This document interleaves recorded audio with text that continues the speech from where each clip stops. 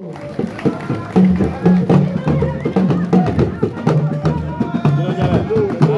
the chairman, Governors Forum.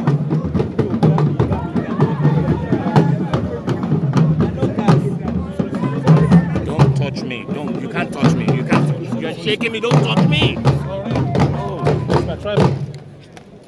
Your Excellency, the Governor of Oyo You State, should have let me know you're carrying and the camera. our Chief Host, Engineer Sheyi Makinde. Your Excellency, the Chairman of the Western Nigeria Governors Forum and the Governor of Ondo State, Arakunrin Oluwarotimi Akeredolu. Your Excellency, the Governor of the State of Osun, here represented by the Deputy Governor, Mr. Benedict Oluboyega Alabi, all the senior government functionaries here, our fathers, led by Onirisha Kabiesi, the Oni of Ife, and all the royal fathers here present, leaders of the Yoruba World Congress led by Professor Banji Akintoye, other representatives of critical stakeholders, senior officials of our state government, senior security officials, distinguished ladies and gentlemen of the press. I am extremely delighted to be here on this historic occasion of the launch of the Western Nigeria Security Network. My brother, the Chief Host, has already given the genesis of this initiative when we were daily assaulted by a spate of kidnappings, banditry, armed robbery across the length and breadth of Western Nigeria. We obviously sought succor in all the right places. And the mainstream security agencies did their best to arrest the situation. It was in the context of this unfortunate development that we lost the daughter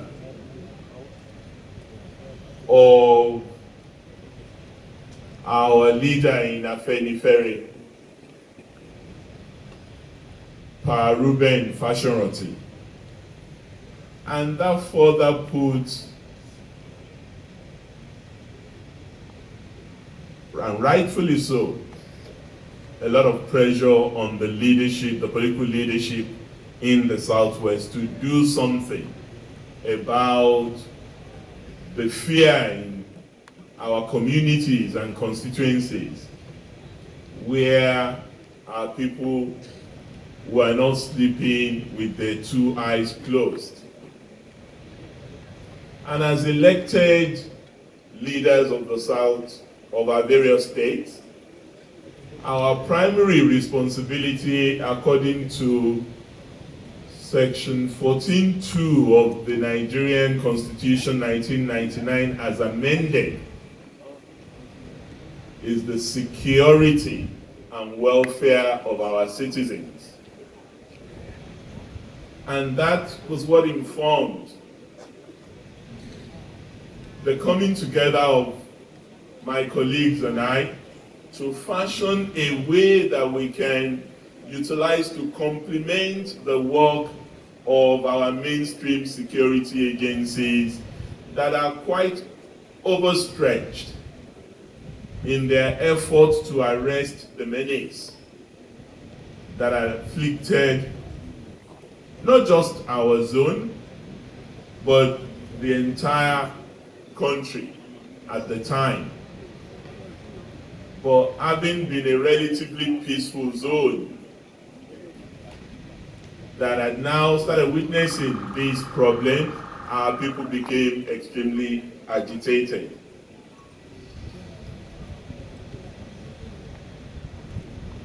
So from 6 months ago, when we held our initial summit here in Ibadan, I am pleased that this idea whose time has come has also been embraced by the leadership of our security agencies, because the Inspector General of Police, Muhammad Adamu, had since gone ahead to announce the police's commitment to community policing strategy. And the Western Nigeria Security Network, Amotekun, is nothing but a community policing response to a problem that our people would like to see the back of. But pending the time the community policing strategy being put together by the Nigerian Police Force comes to fruition, it is clearly important that we give our people a confidence-boosting strategy. So if you ask me, Amotekun is nothing but a confidence-building strategy for our people in the 6 states in the Western Zone. When those elements that are going to work in a joint task force with the mainstream security agencies undertake this assignment, they're going to do so with the knowledge of the terrain, with the knowledge of the language, with the knowledge of the culture and history of the communities where they're going to work. And that is what sets this apart from other systems that may have been in place. Amotekun is not a duplication. Neither is Amotekun a replacement for the Nigerian Police Force. Amotekun is a complement that gives our people confidence that they are being looked after by those they've elected into office. So we do not want this to create any fear in the minds of anyone.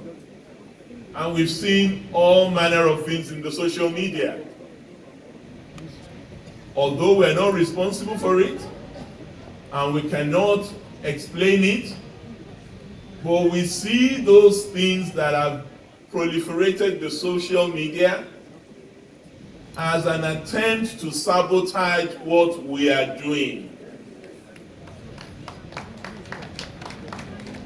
We are not creating a regional police force. Neither are we oblivious of the steps we must take in order to have state police.